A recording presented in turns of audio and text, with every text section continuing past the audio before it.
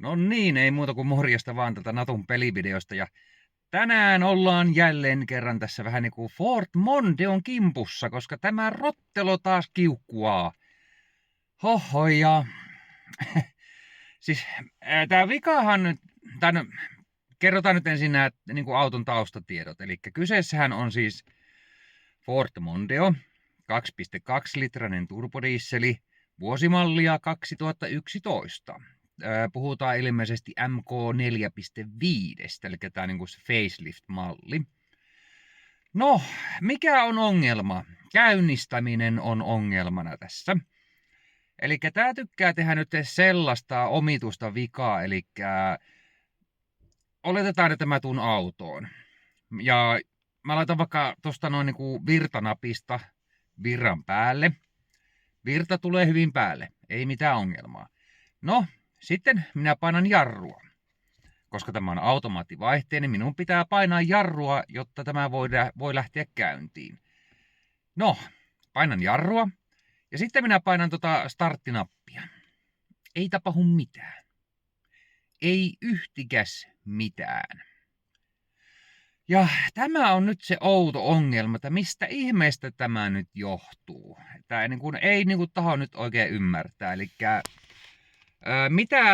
mitä tähän on tehty? Mitä on tehty? Akku on uusi. Akku on uusi, joten me voidaan unohtaa ihan suorilta akkuongelmat. Starttimoottori. Se on ehkä, olisiko 3 vuotta vanha ehkä starttimoottori.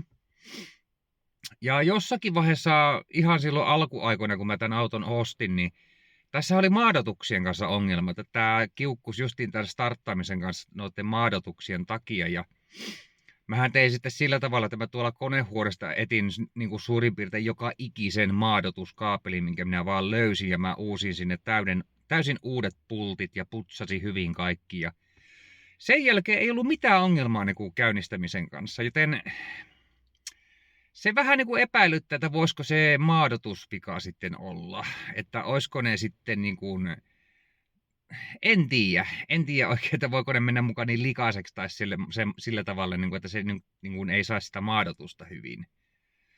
En osaa tuohon kyllä sanoa.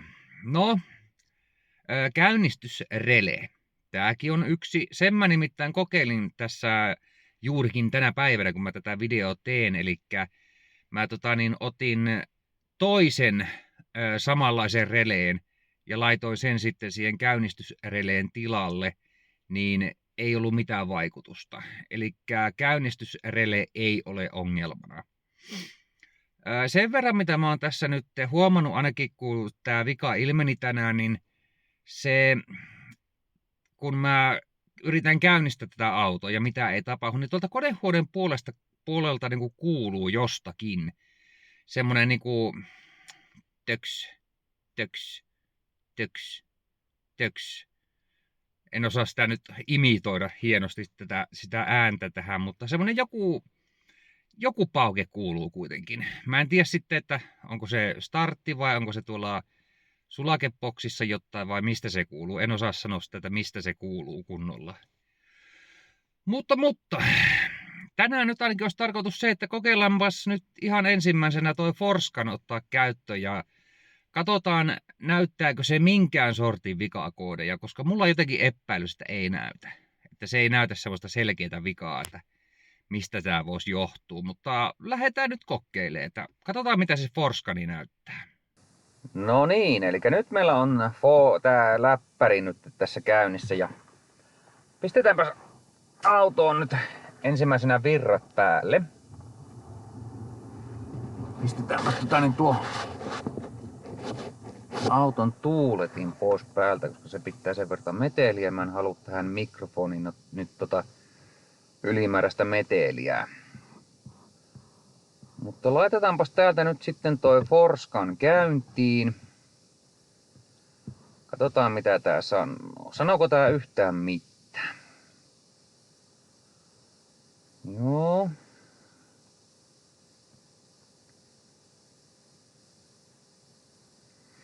Vikakoodit PCM jotakin. En tiedä mikä tuo on. BCMII AHCM, eli noi on onkohan tuo muuten ton Webaston jotakin noita vikakoodeja mahdollisesti. DDM, PDM. Täällä on hirveästi nyt kaikkea taas. Noista varmaan suurin osa on kylläkin jotakin näitä tämmösiä ihan höpö auton oven valo tai joku muu vastaava. Ei nyt toimi. Mikä? Auton olosuhteet väärät dieselmoottorin hiukkassuodattimen regenerointia varten. Tuolta löytyy tommonen. Mikähän tämä on? PO683 GPCM ja PCM välinen yhteyspiiri. Ei, mutta tuohan saattaa, hei. Tuo saattaa muuten olla se, kun minä otin tuolta sen yhden tämän relee irti, niin se saattaa ehkä viitata siihen. Se saattaisi ehkä viitata siihen. Joo, todennäköisesti tuulilasin lämmityksen relee, koska mä otin tuon releen juurikin pois. Vesipumpun piiri. Piiri oikosulussa maattoon. Taas se jaksaa tuotakin kiljua tämä vehjä. Oikean etuoven sisäänkäyntivalon ulostulo. Vasemman etuoven, joo. Mikäs tämä on? Ohjaamon lämpötila-anturin puhallin. Jarrukytkin. Tää on aika useasti ollut. Tää jarrukytkin. Mitäs muuta täällä on? TCM lähettänyt vääriä tietoja. Kauko-ohjattu käyttölaite. Okei. Mikähän tämä on? Kojetaulun ohjausmoduuli. Auton ajovakausmoduuli. Vastaanotettu virheellisiä tietoja. On vähän hankala kyllä. Mitähän tämä niinku voisi nyt sitten vaihteiston ohjausmoduuli. Tää jarrukytkin on semmonen, tää on hirmu useasti ollut, koska tämähän on automaatti ja tämähän ei niinku lähde käyntiin, jos et sinä painat tuota jarrua. Joten se nyt ois ehkä, mut no en tiedä siitäkään, kun tässäkin niinku tää ei lähde sitten tekee sen vian, että tää auto ei lähde käyntiin, niin niin kyllä se tunnistaa kuitenkin sen, että paina jarrua. Se tunnistaa sen. Mut miksi se sanoo täällä sitten jarrukytkin? Vesipumpun piiri. Joo. Mitä nää on? Hehkutulppien ohjausmoduuli. Voimansiirron ohjausmoduuli. Jaa. Mikähän tämäkin on? Hehkutulppien ohjausmoduuli. Voimansiirron ohjausmoduuli. Suorituskyky tai virheellinen toiminta.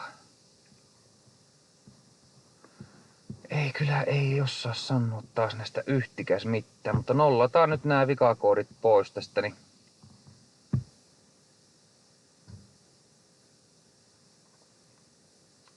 ole hyvä ja kytke virta off ja sitten on.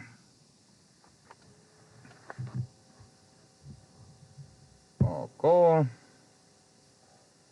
Joo, nyt ei anna mitään vikakoodeja.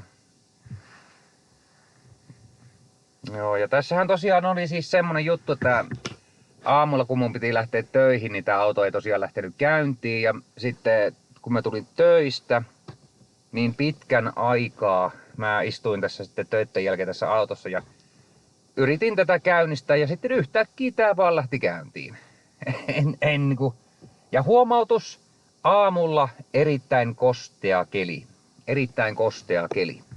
Ja sitten iltapäivästä ihan tämmönen kuivahko aurinkoinen keli, niin lähti sitten kuitenkin käyntiin, mutta ihan aamusta niin ei millään.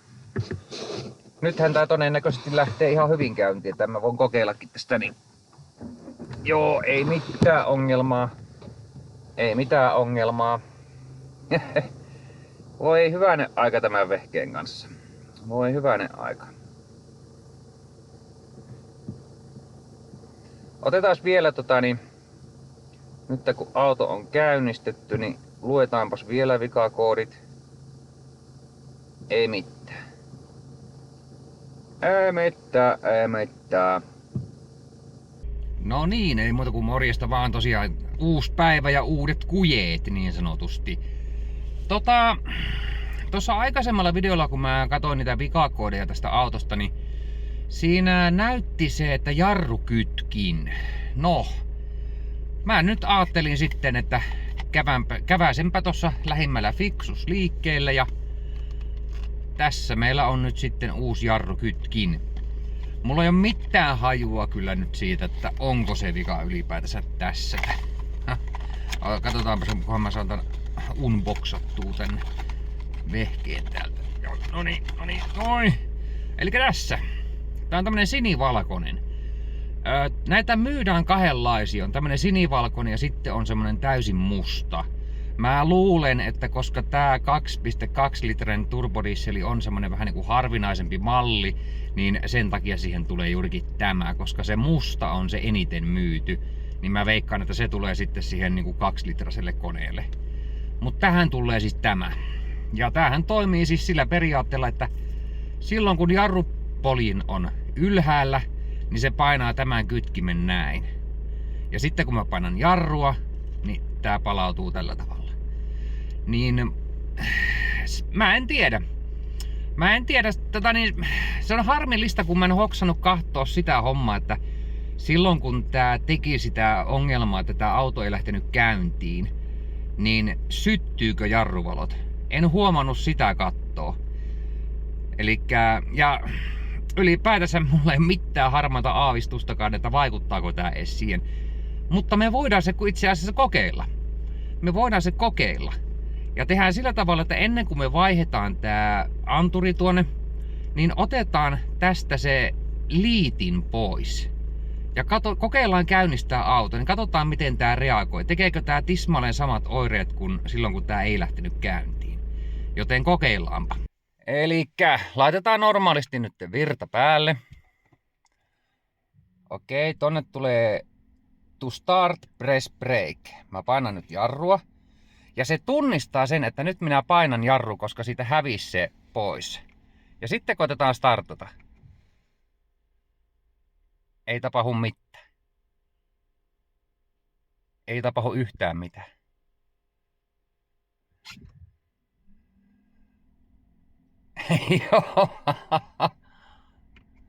Joo, eli oireet on tismalleen samanlaiset silloin kun tuo jarrukytkin ei ole käytössä. Aivan samanlaiset. Eli se tunnistaa kyllä sen, että mä painan jarrua.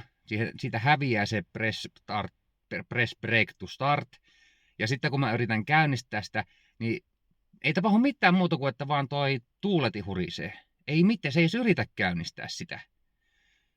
Eli jos nyt hyvin käypi, niin me löydettiin se vika. Tai minä löysin. Siis minähän tämän tein. Joo. Aika jännä. Nyt mun pitäisi vaan yrittää saada se liitin sitten pois siitä ehjänä. Ne on niin kivoja noi liittimet. Niin. Katsotaan miten siinä käy. Katsotaan. Joo, mä en tiedä miten hyvin tää nyt kuvaa tää mun kamera, mutta joka tapauksessa niin tuolla on nyt se uusi liitin laitettuna. Eli siinä pitäisi ehkä näkyä, kun näen kun mä painan jarrua, niin se menee tuo liitin, tuo tappi tosta nousee ja sitten kun jarrua painaa, niin, tai jarru vapauttaa siis, niin sitten se painaa ton alas. Ja näin. Eli siinä on nyt se uusi liitin sitten laitettuna. Ja katsotaan nyt miten lähteekö käyntiin. Joo, eli nyt on uusi jarruliitin sitten paikallaan. Ja katsotaanpa lähteekö tämä käyntiin. Painetaan jarrua ja sitten kun tarttia.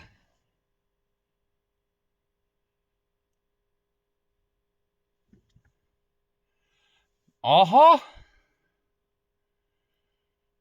Aha! Erikoista. Nythän on erikoista. Joo, testailut jatkuu. Mä tein nyt varulta semmosen systeemin, että kun se teki nyt taas tuon, että se ei lähtenyt käyntiin, niin mä varmuuden vuoksi avasin tällä tavalla niin kuin ovet. Ihan vaan siltä varalta, että siellä ei ole mikään niin kuin ajonesto päällä tai muuta vastaavaa. No, seuraava homma, minkä mä tein, että jos mä painan tosta nyt niin kuin virrat päälle ihan normaalisti, niin mun pitää aika lujaa piti painaa tuo jarru tuonne niin kuin pohjaan päin. Aika paljon joutui painaa. Ja nyt se auto on käynnissä. Erikoista, erikoista. Pitää nyt vielä vilkasta sitten toi vikakoodin lukijalle, että mitä se näyttää. Tietysti jos sinne jää nyt se vikakoodi, niin en tiedä saattaisiko se sitä vielä sitten herjata, mutta käydään kahtoo vielä noin vikakoodit tuolta. Okei, eli meillä on nyt vikakoodilukija päällä tässä ja auto on käynnissä. Katsotaanpas, mitä tää täällä sanoo. Se todennäköisesti sanoo tosta jarruanturista, että se antaa siihen todennäköisesti vikakoodin. Ainakin olettaisin näin, joo. Ei kun tuo AHCM. Katsotaan, mitä se sanoo. DDM löytyy. HVAC löytyy. Aina se löytää tätä vaikka mitä kaikkea mahdollista. Joo, no ei me nyt tallenneta tuota. Joo, AHCM, se on todennäköisesti vaan se vesipumpun piiri tuolta, joo. Vasemman etuoven sisäänkäyntivalon ulostulo. Ohjaamon lämpötila-anturin puhallin. Jarrukytkin! Jarrukytkin, täällähän tämä on. Mikähän toi on tuo moduuli kauko-ohjattu käyttölaite? Tuo on vähän erikoinen kyllä. TCM lähettänyt vääriä tietoja. Tää johtuu todennäköisesti siitä, koska mä otin irti sen jarrukytkimen. Ja no sehän onkin tässä RFA ja molemmat on RFA, niin poistetaan nyt nämä vikakoodit nyt sitten kokonaan. Kyllä olen varma. Ole hyvä, kytke virta off ja takaisin on. Elikkä sammutetaan auto. Ja virta takas päälle. Näin. Aha. Aha. Erikoista, erikoista. Onpas erikoista, onpas erikoista. Se antaa edelleen jarrukytkimestä vikakoodi.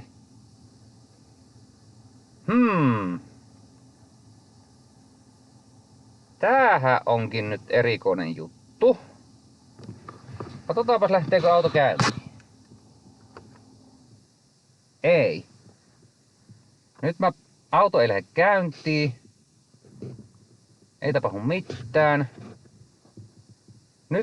Nyt on outo. Nyt on outo. Kokeillaanpas.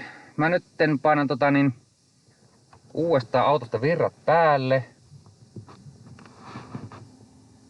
Painan jarrua, mutta tossa on edelleen to start press brake. Käynnistän. Ei lähde käyntiin.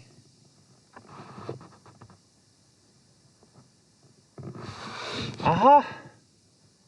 Aha, nythän on outo. Nythän on outo. Joo.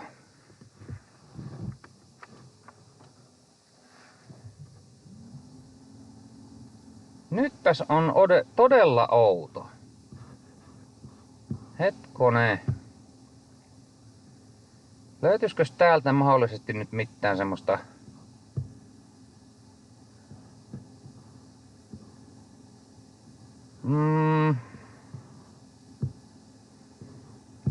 ei oo tässä mitään. Onks täällä mitään RCM. Hetkonen, RCM. Mikä se oli? RFA. RFA-vaatimuksen itse testi. Tehdäänpäs tommonen. Jospa se pitää tavallaan niinku kalibroida tai jotain muuta vastaavaa.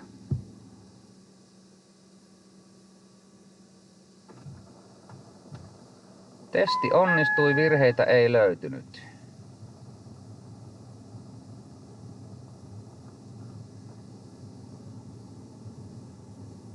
Okei, ajonesto näytti äsken, että se on päällä. Hyvä. Sitten mennäänpäs takas tonne vikakoodeihin ja laitetaanpas tänne, että lue vikakoodit. Joo, RFA näyttää. 0 vikakoodit. Mikähän tuo oli?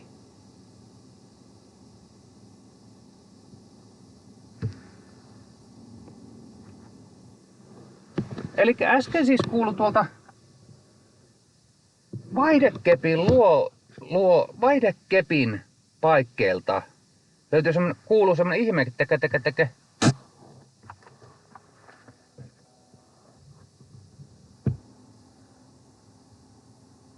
Joo, edelleen antaa vikakoodin tosta RFAsta. Joo, nyt on outo. Nyt on todella outo.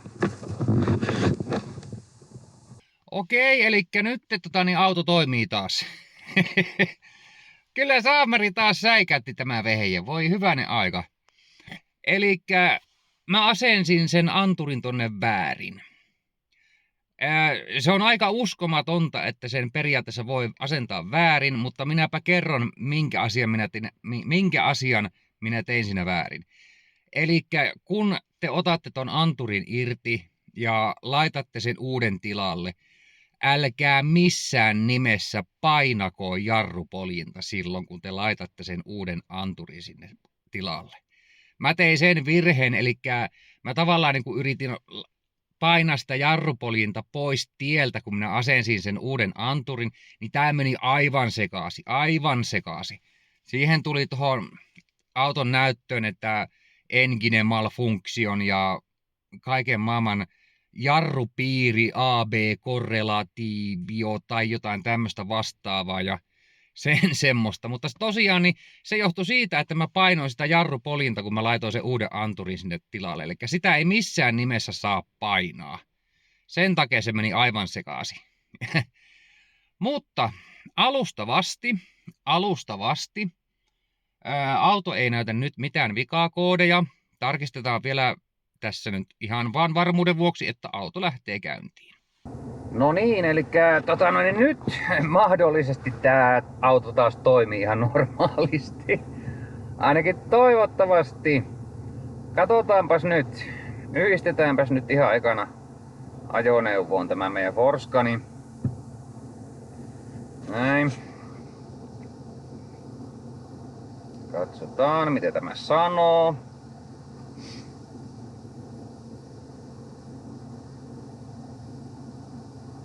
Antaako minkäännäköisiä vikakoodeja nyt ei pitäisi antaa. Korkeintaan ehkä jostakin samari oven valosta saattaisi ehkä antaa, mutta ei pitäisi periaatteessa antaa kyllä mitään muuta nytten. Mutta varmistetaan tämä nyt vielä.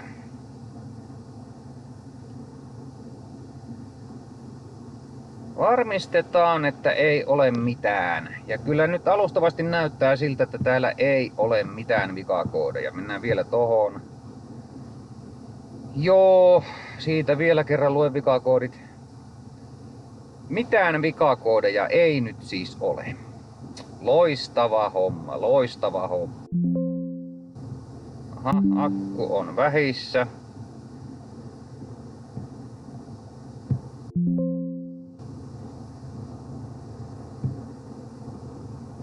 Joo, akku on vähissä. Katkaistaan. Me ei onneksi nyt todennäköisesti tarvita enää tätä vikakoodin lukija, niin voidaan sulkea tämä. Joo, eli nauhoitus on nyt päällä ja pistetäänpäs tosta. Painetaanpas ensinnäkin virrat päälle. Meille tulee tonne to start press brake. Painetaan jarrua ja näin. Nyt on auto käynnissä eikä tuu mitään ihmeellisiä virheilmoituksia sun muuta tuossa, joten tällä hetkellä auto toimii. Joo, mutta ainut asia nyt oikeastaan on sitten se, että mä nyt jo kerta kaikkiaan unohin sen, että mainitsinko mä tämän asian, mutta kun ton jarrupolkimen tai jarruanturin ottaa irti, niin ne oireet siihen, miten tämä auto silloin viimeksi oireili, kun tää ei lähtenyt käyntiin, niin täysin identtiset. Aivan samalla lailla käyttäytyi. Ja nyt sitten kun on toi uusi anturi laitettu kiinni tuonne, niin auto lähtee täysin hyvin käyntiin. Mutta ehdottomasti muistakaa sitten, että jos te rupeatte vaihtamaan tuota anturia, niin älkää painako sitä jarrupoljinta. Sitä ei saa sitten painaa. Ja periaatteessa mä nyt en sitten satavarma oo, että oliko se vika loppujen lopuksi tässä. Se selviää tässä ajan saatossa sitten, että temppuileeko tää auto edelleen. Jos temppuilee, niin sitten me tiedetään varmasti, että se vika ei ollut tuossa. Mutta tuo osa maksoi siis, olikohan 11 €, joten ei oo kallis kokeilu ainakaan. Mutta tällä hetkellä auto toimii.